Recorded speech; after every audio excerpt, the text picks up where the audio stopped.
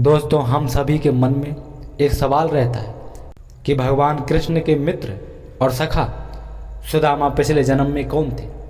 तो आइए इस वीडियो के माध्यम से जानते हैं कि सुदामा पिछले जन्म में कौन थे। सुदामा का जन्म एक ब्राह्मण परिवार में हुआ था। उनके पिता का नाम मटुका और माता का नाम रचना देवी था। कृष्ण एक राजकीय परिवार से थे और भगवान विष्णु के अवतार थे, लेकिन सुदामा बहुत गरीब थे और सामाजिक तौर पर भी उनका मान सम्मान कम था। सामाजिक और आर्थिक स्थिति खराब होने के बाद भी सुदामा और कृष्ण की शिक्षा एक ही साथ एक ही गुरुकुल में हुई और उनमें अमीरी और गरीबी का कोई भेदभाव नहीं था। सभी विद्यार्थी गुरु की सभी प्रकार से सेवा करते थे। एक बार कृष्ण और सुदामा गुरु संदीपनी मुनि के कहने पर लकड़ी लेने के लिए जंगल में गए। अचानक बारिश होने लगी और वे एक पेड़ के नीचे रुक गए। सुदामा के पास नाश्ते के लिए थोड़ा खाने के लिए चूड़ा था। श्री कृष्ण तो अंतर्यामी हैं। उन्होंने कहा कि मुझे भूख लग रही है और तुम्हारे पास कुछ खाने के लिए लाए हो तो मुझे दे दो। लेकिन सुदामा ने कहा कि मेरे पास कुछ भी नहीं है। फिर भी कृष्ण तो सब जानते थे और उन्होंने वह चूड़ा निकाल कर खा लिया। तब भगवान कृष्ण ने उन्हें कहा कि चूड़ा उनका सबसे पसंदीदा नाश्ता है और इसी तरह से उनकी दोस्ती आगे बढ़ती गई। सुदामा पिछले जन्म में कौन थे? जब वे दोनों बड़े हुए तो अपने अपने रास्ते चले गए। सुदामा गरीब होने के कारण एक कुटिया में रहने लगे और भगवान कृष्ण राजमहल में रहने लगे और उन दोनों की अब बातचीत बिल्कुल नहीं हो पाती। कोई एक दूसरे से संपर्क भी नहीं हो पाता था। और जब भगवान श्री कृष्ण द्वारका में महान ख्याति प्राप्त एक राज परिवार का एक शक्तिशाली भाग बन गए तो सुदामा एक बहुत ही विनम्र लेकिन एक गरीब ग्रामीण बने रहे। जब कृष्ण शासन कर रहे थे, सुदामा बहुत ज़्यादा गरीबी से गुजर रहे थे और परिवार चलाने के लिए उनके पास धन और संपत्ति नहीं थी।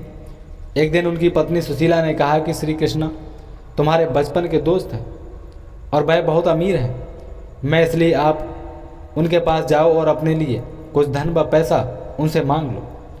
लेकिन सुदामा ने कहा कि मैं कृष्ण के पास जाऊंगा तो वह समझेंगे ये आज लालच में मेरे पास आए हैं, इसलिए उन्होंने जाने से मना कर दिया। सुदामा ने राजा श्री कृष्ण से कृपा नहीं मांगी। उन्होंने सोचा कि यह मित्रता का सिद्धांत नहीं है। दोस्ती धन मांगने के लिए नहीं होती, दोस्ती निभाने के लिए होती है। और अपने पास जो साधन थे उसी में अपना गुजारा करने लगे। अंतर्यामी भगवान जानते थे कि उनका मित्र कठिन समय से गुजर रहा है। एक दिन सुदामा कृष्ण से मिलने के लिए गए। कृष्ण ने अपने द्वारपालों से सुदामा के लिए उपवास में नाश्ता परोसने के लिए कहा, क्योंकि सुदामा एक अतिथि थे और भारत वंश में अतिथि को अतिथि देवो भव कहा जाता है। सुदामा अपनी गरीबी के बावजूद भी कृष्ण के घर गए थे। भगवान कृष्ण ने सुदामा से कहा कि भाभी ने हमारे लिए कुछ भेजा है, लेकिन शर्म की वजह से उन्होंने मना कर दिया। फिर भगवान कृष्ण ने उनकी पोटली को उनकी बगल में छुपे हुए देखा और पोटली को निकाल लिया। उस पोटली में उन्हें चूड़े के दाने मिले, क्योंकि सुदामा को मालूम था चूड़ा श्री कृष्ण को बहुत पसंद है। श्री कृष्ण ने नाश्ते को बड़े चाव से खाया और सुदामा की खूब सेवा की। दोस्तों, आपको बता दें, चूड़ा पश्चिम बंगाल में कहा जाता है, ये चावल का होता है। कृष्ण अपने पुराने मित्र को देखकर बहुत खुश होते हैं।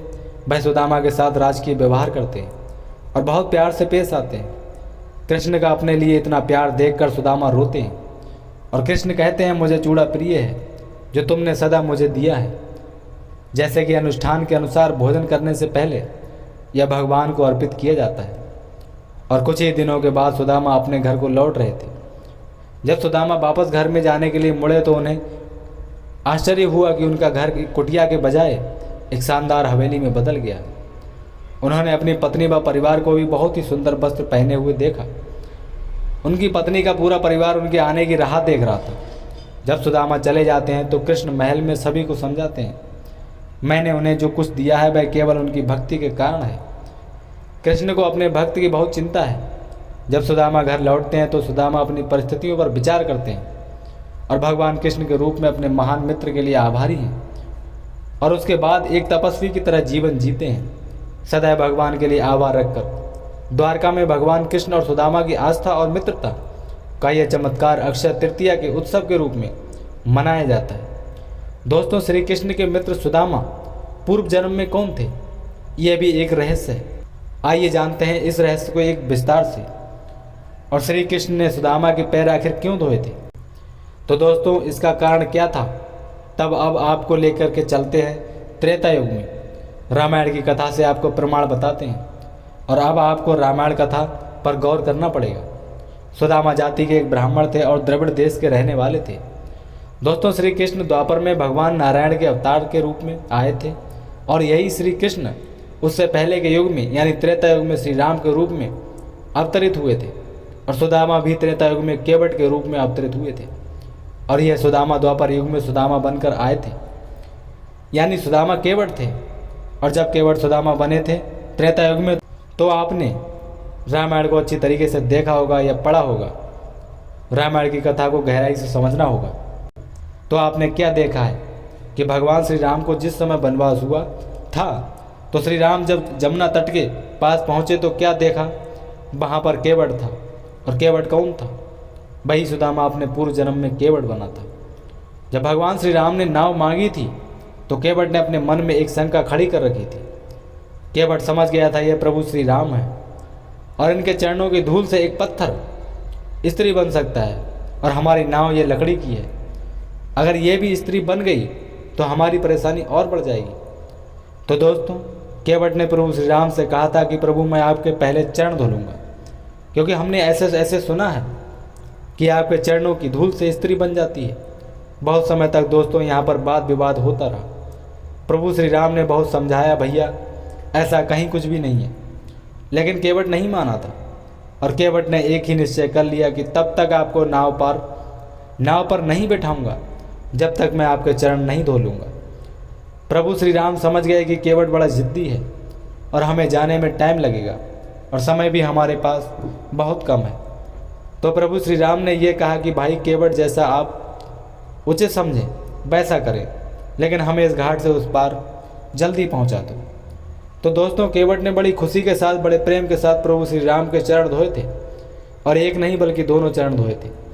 और केवट बड़ा खुश था और चरणों का जो पानी था, जो जल था, उसे अमृत बना लिया था। केवट ने स्वयं पिया था और अपने सभी सदस्यों को पिलाया था। घर जाकर उसके बाद केवट ने प्रभु श्री राम को पार कर दिया तो उधर वो कथा दूसरी जगह पहुंच जाती है, आगे बढ़ जाती है और उस कथा को वहीं पर विराम देने के बाद मैं केवल आज की वीडियो में आप लोग यही समझेंगे कि केवट ने भगवान श्री राम के चरण धोए थे, लेकिन चरण धोने की बजाय प्रभु ने केवट को कुछ दिया नहीं था, केवल आशीर्वाद दिया था। तो प्रभु श्री राम केवट के चरण धोने के ऋणी हो गए थे। दोस्तों प्रभु श्री राम जब ऋणी हो गए थे तो उनके मन में एक विचार रहा, केवट ने हमारे पैर धोए हैं और आज मैं इसका कर्जदार हो गया हूँ, इसका कर्ज कैसे चुकाना चाहिए। तो प्रभु श्री राम ने कहा हमें वनवास हुआ है और वनवास के बाद हमें अयोध्या का राजा भी बनना है। कोई बात नहीं केवट, आज तुमने हमारे बड़े प्रेम से खुशी के साथ हमारे दोनों चरणों को धोया है, लेकिन जाओ केवट, ये आपका ऋण मैं जरूर चुकाऊंगा। अगले जन्म में हमारा कृष्ण अवतार होगा और तुम्हारा सुदामा अवतार होगा।